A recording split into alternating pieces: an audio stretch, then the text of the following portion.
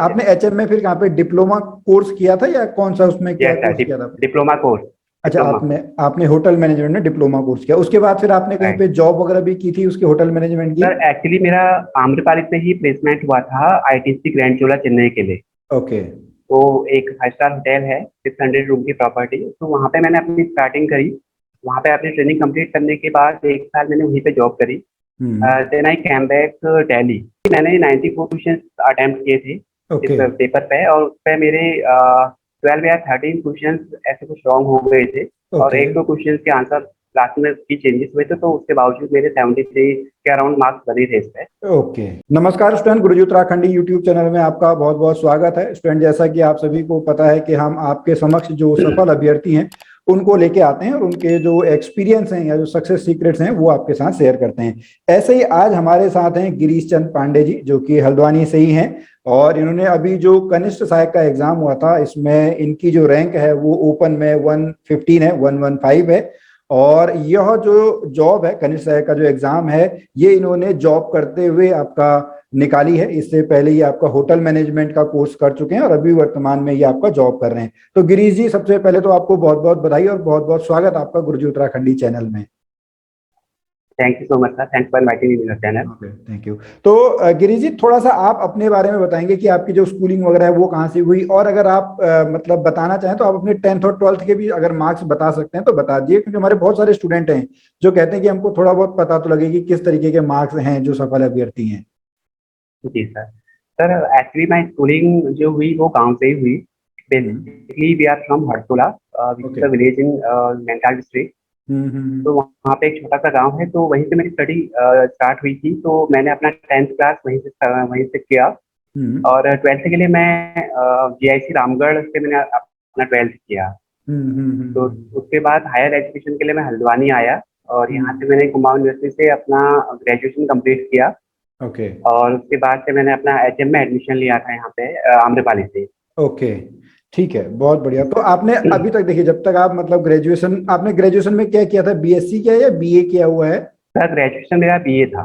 अच्छा, बीए था। उसके बाद आप होटल मैनेजमेंट की लाइन में गए और उसके बाद फिर होटल मैनेजमेंट से आप तैयारी में आए। तो ये ट्रांजिशन फेज राइट। आपका कैसे रहा कि मतलब होटल मैनेजमेंट तो एक आपका जो है टेक्निकल स्किल बेस्ड आपका कोर्स है, यहाँ पे फिर से आप यस वही सर। बीए वाली लाइन में जो आपका है वहां पे आप चले गए। तो वो ट्रांजिशन फेज आपके सर कब आया?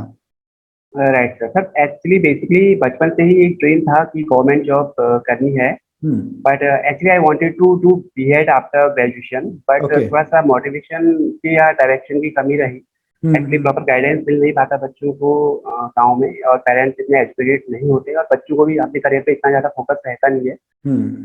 तो मैं जब हल्द्वानी आया तो ग्रेजुएशन के साथ साथ में मैंने सोचा बीएड करने का, बट कई सारे मेरे कलीग्स थे या फिर मेरे फ्रेंड्स थे जो एचएम ऑलरेडी कर चुके थे या उस हम्म। समय जॉब करते थे, तो हम्म। मैंने उनसे भी सजेशन लिए। तो उन्होंने बोला कि ठीक है, एचएम में भी अच्छा स्कोप है। तो हम्म। मैंने ज़्यादा सोचा नहीं, तो एचएम में एडमिशन ले लिया।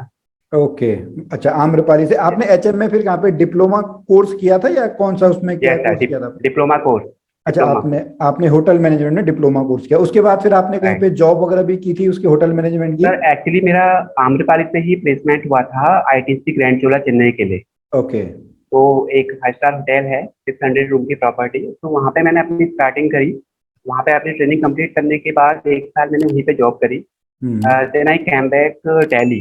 तो हम्म। दिल्ली आने के बाद फिर मैं उत्तराखंड वापस आ गया। थोड़ा सा फैमिली की सिचुएशन थी कि थोड़ा सा पेरेंट्स को, हम्म। पापा थोड़ा सा बीमार रहते थे, तो उन्हें बार बार दिखाना पड़ता था हॉस्पिटल हम्म। पे। हम्म। तो थोड़ा प्रॉब्लम थी, तो उस वजह से मैं हल्द्वानी आया। तो मैंने नियर बाई अपना सर्च करा, और अभी रिसेंटली मैं 3 या 4 साल से यहीं पे जॉब कर रहा हूँ। ओके, ठीक है। अब बात करते हैं तैयारी की। ये तो आप बिल्कुल एक अलग फेस में, अगर हम होटल मैनेजमेंट की बात करें उसका तो इन एग्जाम से लेना देना भी नहीं है, क्योंकि यहाँ पे तो हिस्ट्री, ज्योग्राफी है, उत्तराखंड है, हिंदी ये पूछी जाती है। होटल मैनेजमेंट बिल्कुल ऑफकोर्स अलग सर। लाइन है। तो वो आपने सामंजस्य कैसे बैठाया अपनी नौकरी के साथ साथ कि आपने इसकी भी पढ़ाई की है? सर एक्चुअली जब मैं 12th क्लास में था, तो उसके बाद से ही मुझे थोड़ा सा जीके वीके पढ़ने का काफी शौक था बचपन से ही। तो हम्म। उस टाइम पे ज्यादा सोर्सेज तो थे नहीं अवेलेबल गाँव में। बट हम्म। मैंने एक लुटेन की बुक खरीदी हुई थी, वो मैंने हम्म। किसी से मंगवाई हुई थी लुटेन की, हम्म। तो उससे मैं जीके वगैरह पढ़ा था। वो हम्म। छोटी बुक आती थी, अभी तो बड़ी आने लग गई उसकी। तो हम्म। उससे मैं जीके वीके पढ़ते रहता था। इतना कंपटीशन का पता नहीं था, बट एक इंटरेस्ट था पढ़ाई में जो हमेशा रहता था। मैं कहीं भी जा मैं जब चले गया तो वहाँ पर भी मेरे पास कॉम्पिटिशन की बुकें पड़ी हुई थी। और जब भी मुझे टाइम मिलता था मैं उन बुक्स को रिवाइज कर लेता था।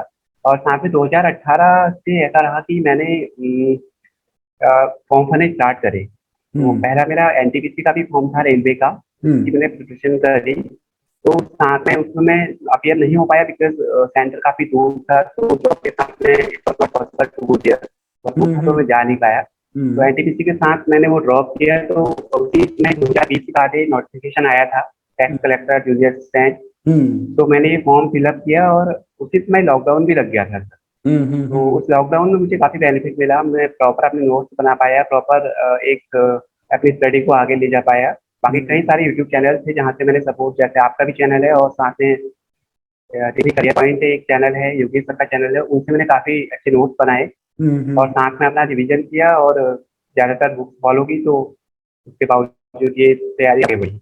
ओके, चलिए, अब आप कितने घंटे मतलब पढ़ते थे, ये क्वेश्चन भी हमारे बहुत सारे स्टूडेंट पूछते हैं। सर एक्चुअली मेरी जो जॉब प्रोफाइल है वहाँ पर टाइमिंग मैनेज करना बहुत टफ है। तो कोई एक पर्टिकुलर टाइम नहीं था मेरे पढ़ने का, बट दिन भर में 4 या 5 घंटे में निकाल लेता था पढ़ने के लिए। ओके। अभी करंटली जहाँ पर मैं जॉब कर रहा हूँ वहाँ पे जो कोलीग्स हैं या फिर जो भी मेरा अदर स्टाफ है काफी कोऑपरेटिव है, तो कोई ऐसी प्रॉब्लम आई नहीं कभी। और फिर मेरा बेसिकली मैं अकाउंट्स में था, तो वहाँ पर भी जाता था, तो कंप्यूटर पे जब भी फ्री रहता था तो अनसॉल्व वगैरह सॉल्व करते रहता था, या प्रीवियस ईयर एग्जामिनेशन या फिर प्रैक्टिस सेट्स को इनको मैं यहाँ पर अपने के अकॉर्डिंग यहाँ पे करते रहता था। तो उससे थोड़ा सा एक वो मिला आगे को, प्रिपरेशन को थोड़ा सा मेरा स्ट्रेंथ मिली। ओके ओके, ठीक है, चलिए, बहुत अच्छा यहाँ पे आपने बताया।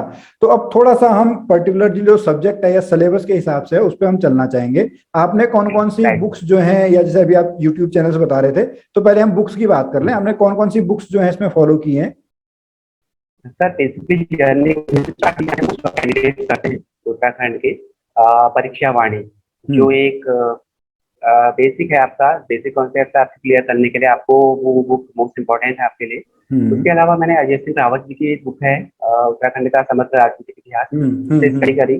साथ में एक विंसर की आती है सर, वो एवरी एप्लीकेशन का होता है और उसका थोड़ा सा आपका ये रहता है कि करंट का आपका अच्छी पकड़ हो जाती है। करंट के लिए वो बुक मैं प्रेफर करना चाहूंगा, विंसर की काफी अच्छी बुक है, हर साल का नया एडिशन निकलता है। और उसके अलावा फिर नोट्स से BS नेगी जी के और धामी जी की एक बुक है जनपद दर्पण, उत्तराखंड के 13 जो डिस्ट्रिक्ट है उनके बारे में डिटेल में समझाया गया है। वो बुक भी काफी बेनिफिशियल रही मेरे लिए। उसके अलावा मैंने यूट्यूब चैनल के माध्यम से ज्यादा स्टडी करी, तो बेसिकली नोट्स भी मैंने वहीं से प्रिपेयर किए अपने।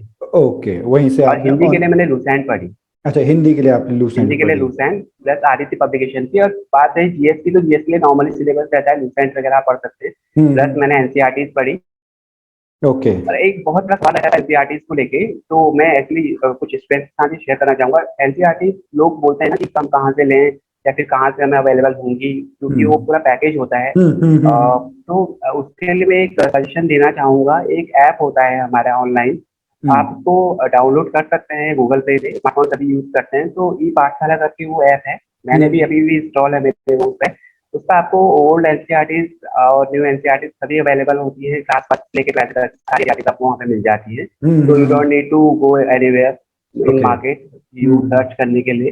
तो वहाँ पे वो काफी अच्छा कंटेंट है, काफी अच्छा उनका उनमें राइटिंग है, सब कुछ काफी क्लियर कंटेंट है, तो बेस्ट है। ओके, चलिए, बहुत अच्छा यहाँ पे आपने बताया। अब थोड़ा सा जो गिरीश जी, हम एक क्वेश्चन ये भी पूछना चाहेंगे। जैसे बहुत सारे स्टूडेंट कहते हैं कि जो आपका एग्जाम है उसमें कितने क्वेश्चंस जो हैं वो अटेम्प्ट करने चाहिए, आपने कितने क्वेश्चन वहाँ पे अटेम्प्ट किए थे? हाँ, ये सबसे बड़ा क्वेश्चन रहता है काफी स्टूडेंट्स का कि कितने क्वेश्चन आप अटेम्प्ट करें। सर अटेम्प्ट करना ऐसा होता है कि आपको कितने क्वेश्चंस आते हैं, पहले तो आप जब एग्जाम हॉल में जाते हैं तो आप पेपर को एनालाइज कीजिए, पेपर को चेक कीजिए शुरू से लेकर लास्ट तक, और आप देखिए कि आपका स्कोर कितना बनता है, कि एग्जैक्टली आपको कितने आ रहे हैं, जो बिल्कुल एक्यूरेट सही है आपके 100%। उसके बाद आप देखिए कि कट ऑफ किसके आसपास, पेपर के लेवल को देख के समझ में आ जाता है कि कट ऑफ के आसपास है। तो थोड़ा सा ओपन में हम हैं तो ओपन में थोड़ा सा ज्यादा मेरिट जाती है। तो जनरली मैंने 94 क्वेश्चन अटेम्प्ट किए थे इस पेपर पे, और उस पे मेरे 12 या 13 क्वेश्चन ऐसे कुछ रॉन्ग हो गए थे, और 1-2 क्वेश्चन के आंसर क्लास में भी चेंजेस हुए थे, तो उसके बावजूद मेरे 73 के अराउंड मार्क्स बने थे इस पे। ओके। तो मैं यही कहना चाहूंगा स्टूडेंट्स को कि मतलब पहले अपने आप देख लीजिए कि एक्यूरेसी क्या बन रही है, उसके बाद से आप जो क्वेश्चन नहीं आते हैं उनको, नेगेटिव मार्किंग होती है तो उनको आप अटेम्प्ट ना ही कीजिए तो ही अच्छा है। अगर आपको बिल्कुल नहीं आते हैं, अगर 50-50 चांसेस हैं तो आप फिर देख सकते हैं। ओके, चलिए बहुत अच्छा यहाँ पे बताया। अब कुछ स्टूडेंट का यहाँ पे क्वेश्चन आता है गिरी जी की, जो 2 घंटे का टाइम है उसमें हम वो टाइम कैसे मैनेज करें। बहुत बार स्टूडेंट की यही प्रॉब्लम होती है सर, हम वो क्वेश्चन पेपर ही पूरा नहीं पढ़ पाए और या क्वेश्चन आते जी आते सर। हमारे गलत हो गए, तो उस बारे में आप क्या कहना चाहेंगे। नहीं सर, मुझे नहीं लगता कि जो यूके ट्रिपल एस एग्जाम करवाती है वो 100 क्वेश्चन होते हैं। बेसिकली वहाँ पे जो टाइम टेकिंग वाला एक क्वेश्चन रहता है वो रहता है आपका रीजनिंग का। हम्म। तो रीजनिंग में आपको थोड़ा सा पकड़ बना के रखनी चाहिए। बाकी अदर क्वेश्चन आपको नॉर्मली ऑप्शंस होते हैं, आप उन पर टिक कर सकते हैं हम्म। अगर आपने अच्छे से सिलेबस कंप्लीट किया हुआ है। बट हम्म। यही है कि आपने अगर सिलेबस अच्छे से कंप्लीट किया है तो क्वेश्चन आगे इधर बाहर से तो आते नहीं है, बट कुछ क्वेश्चन होते हैं जो हमेशा डिफिकल्टी लेवल मैनेज करने के लिए आयोग डालता है। बट हम्म। इसके अकॉर्डिंग तो ज़्यादा प्रॉब्लम आएगी, क्योंकि ओ- एक सिर्फ वही है रीजनिंग का पोर्शन, उस पर आप अच्छी पकड़ बना लीजिए। हम्म। अदरवाइज बाकी के 3 सेक्शन है, उत्तराखंड है 40 मार्क्स का, एंड हिंदी 20 मार्क्स है, एंड जीएस का जो 30-40 मार्क्स का रहता है उसमें हम्म। कंप्यूटर वगैरह जरूर होता है, तो उसमें हम्म। ज़्यादा प्रॉब्लम नहीं आती। ओके, चलिए बहुत अच्छा है यहाँ पे, ठीक है। अब थोड़ा सा अभी जैसे आपने बीच में बात करी थी नोट्स से रिलेटेड आपने बात की थी, तो नोट्स वगैरह आप कैसे बनाते थे कि आपके बैकग्राउंड में बुक्स तो बहुत सारी दिख रही हैं यहाँ पे ना, जो ये है, तो आप हाँ सर, नोट्स, बुक हाँ तो है अब।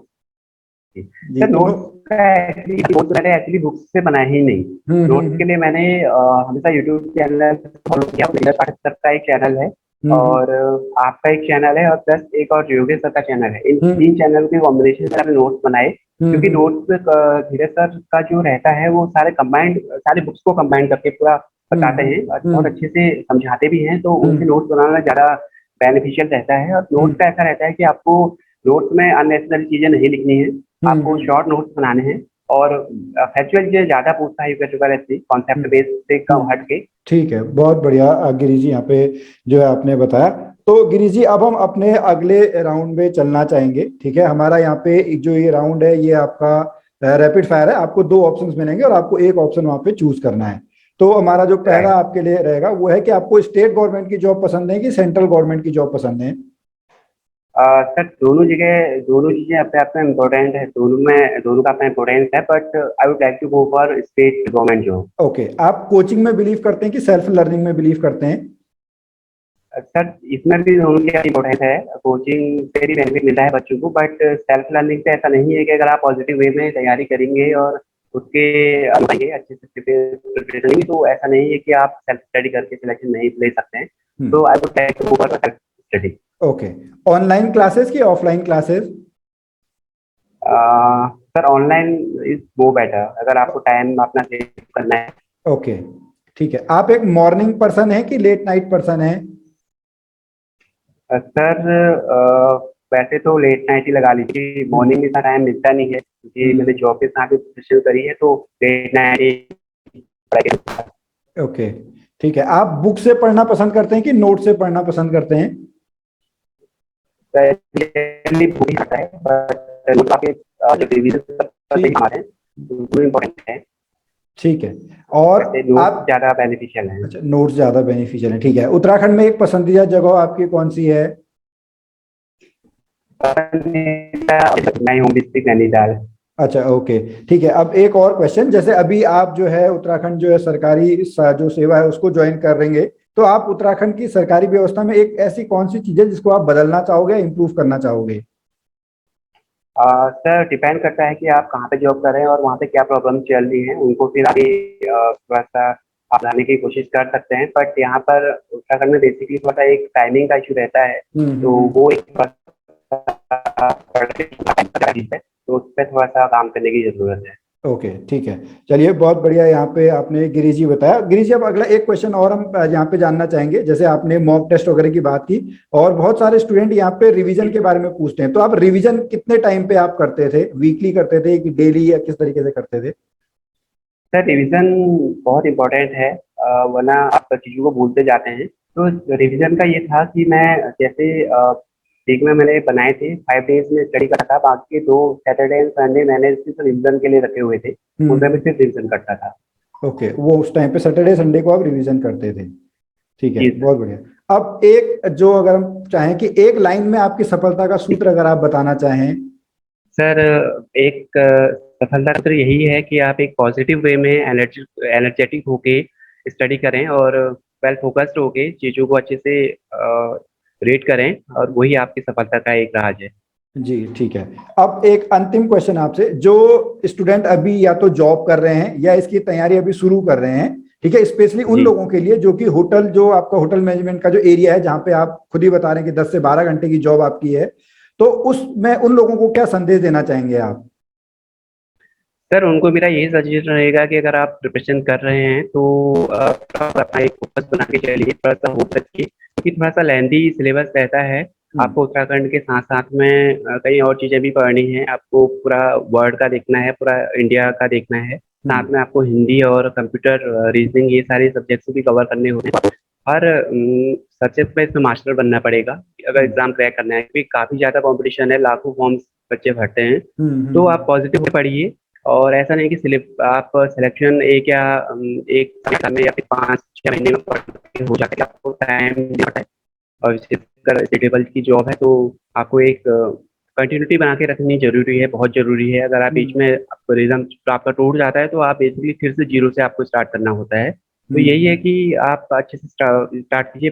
बेसिकली आप सिलेबस को देखिए, सिलेबस हम्म। के अकॉर्डिंग आप पढ़िए, तो कोई प्रॉब्लम नहीं है। ओके, चलिए बहुत अच्छा। तो गिरीश जी, अब एक लास्ट क्वेश्चन जो आपका यही है कि जो कनिष्ठ सहायक में आपका टाइपिंग वगैरह तो हो गई होगी।